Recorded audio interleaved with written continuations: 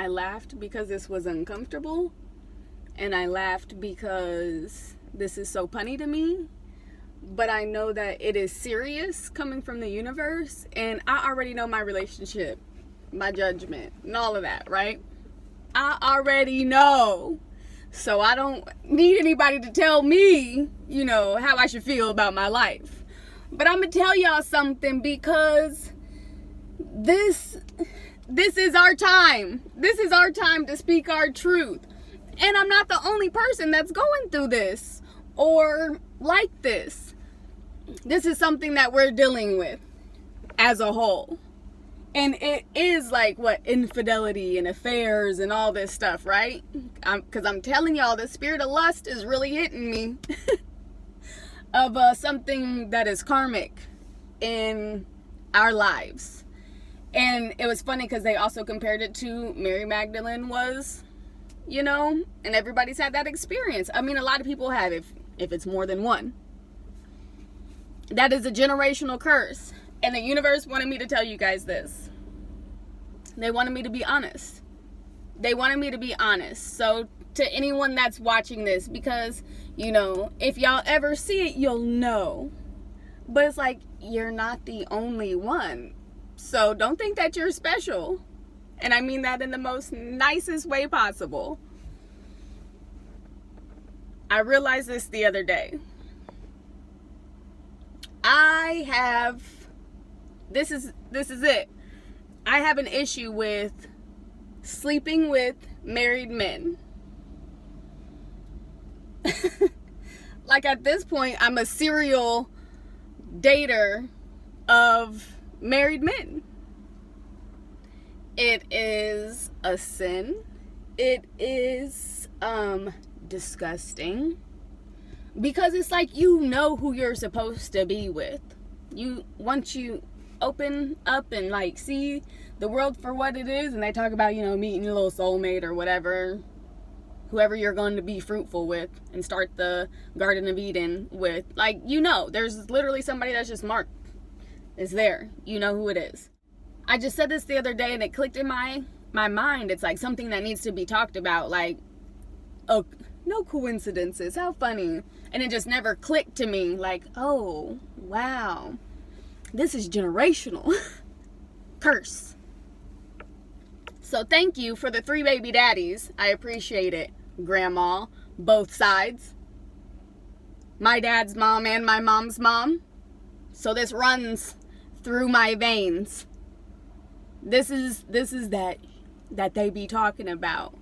To these women out here, because I'm not the only one. If you've ever been a side chick, this applies to you too. All the cheating and lying and all of it. What is wrong with us?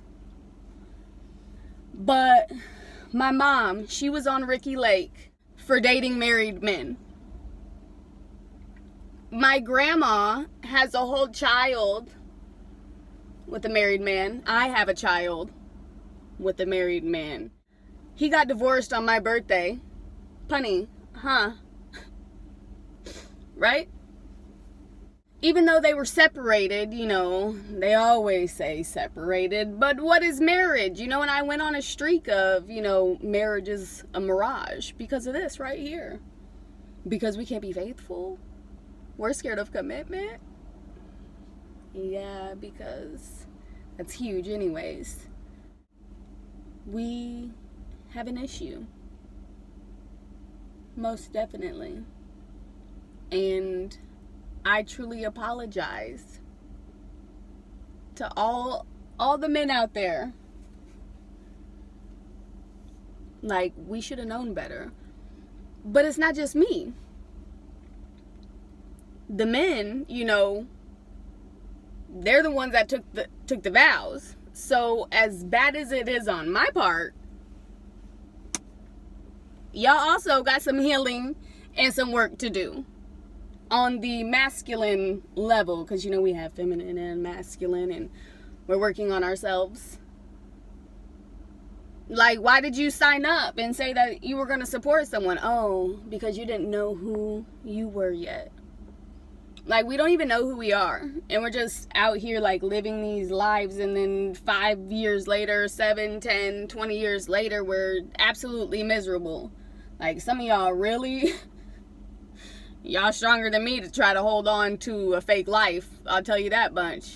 Look, I'd rather look crazy out here in these streets than be a slave. But, anyways. Yeah. So...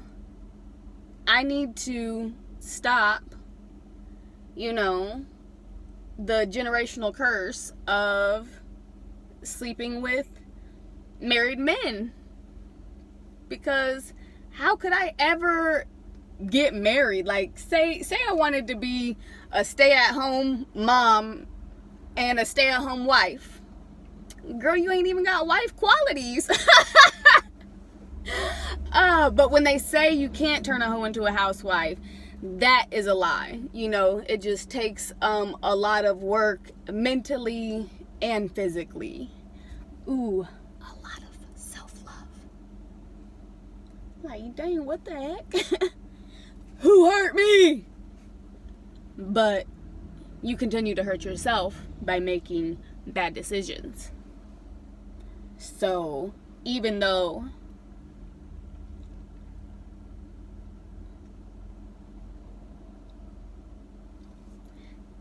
you know, this is also something that a lot of us are healing from, is being hurt by our fathers.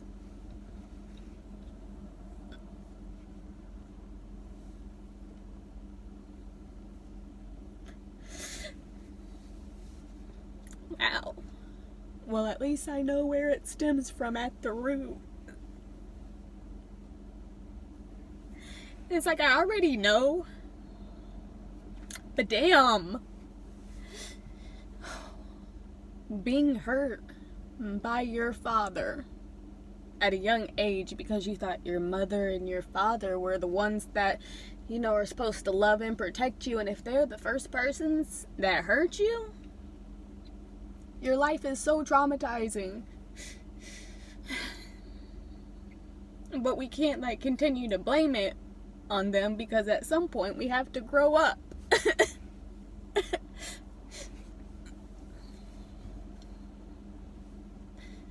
Because it's our choice to keep on living thinking that that's what we deserve just because we were born into that physically. Like, I'm a whole spiritual ass being. I'm not even this body.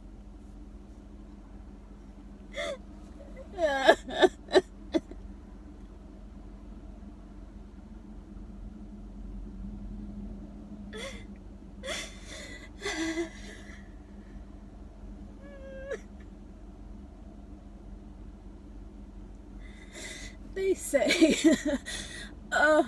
emotional trauma and physical trauma just is exactly the same to your physical body. Like, it doesn't know the difference. Your body does not know the difference between physical and emotional trauma. It is just traumatizing. And when you are hurt by the person that is supposed to protect and love you, but yet we are not these physical bodies. We are not who hurt us. We're just here to learn how to heal from something just awful. Just because we've lived this life thinking that that's what we deserve. Because we didn't even know any better. Like, you grow up thinking that all that stuff that you went through, you deserve that. We don't deserve to be hurt physically, spiritually, and emotionally, broke down. We didn't deserve that. But then I look at my parents and think, well, dang, who hurt you? Because you are acting off a program that somebody taught you because you're now hurt. But you thought that that was love because that's the way that you grew up.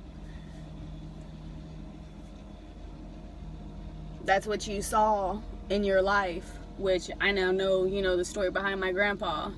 But dang, breaking generational curses is so hard. And a lot of people don't want to talk about it. People just want to hide behind these, I make a million, I make $1 billion. I'm one with the universe now because I can make money and do that's not becoming one with the universe. Becoming one with God is like actually healing the deepest, darkest parts of you. And that is why the chosen ones have the hardest lives. We are the light in a dark place. So it's like I'm the, what am I seeing? A lighthouse. And I shine light on everything. I came here to tell the truth. People be like, oh, you talk too much. That's who I am. Because if nobody's going to be truthful and honest about what's going on in the world on a cellular level, this goes deep in the tissues. And everyone's suffering in their own way. We got to fix that. We have to fix it. We have to be honest. Like the government covers it up as, oh, climate change and the C19 and all that. No, like we really sick and it's a war for the mind, but it's also a war for your mind, body, and soul, because of course anything happens in physical or spiritual, it's going to manifest into the physical. So this spiritual battle that we're going through right now, when they say God picks his strongest soldiers for his hardest battle, yep, he really does. That's funny. He really does. She's an awesome God. So we're out here being honest. Whenever I say we are the sun, and they want to be like, oh, the sun's letting off radiation, like they say radiation kills cancer. So how is the sun then creating radiation that gives us cancer? That doesn't even make any sense. No, and our hands they radiate. This right here is radiation in our own hands. These are also called healing hands. And they can heal any disease if you are supercharged. Y'all know what supercharged is. We'll get into that on another day. Grounding and becoming electrical. Yeah, everything here is healable. Everything, but you have to choose that. You got to choose healing on a cellular and a spiritual and a physical and a mental and all that way. And money's really just not a part of that. Cash doesn't mean you've become one with God. I can make $1 billion and that doesn't mean I find and manifest money and that doesn't mean I found God. No. I don't care about that shit. I really don't. Like, it sucks because I'd rather go live in a rainforest. I would love for people to go with me though. I still like company. I like good conversation. But yeah, society can,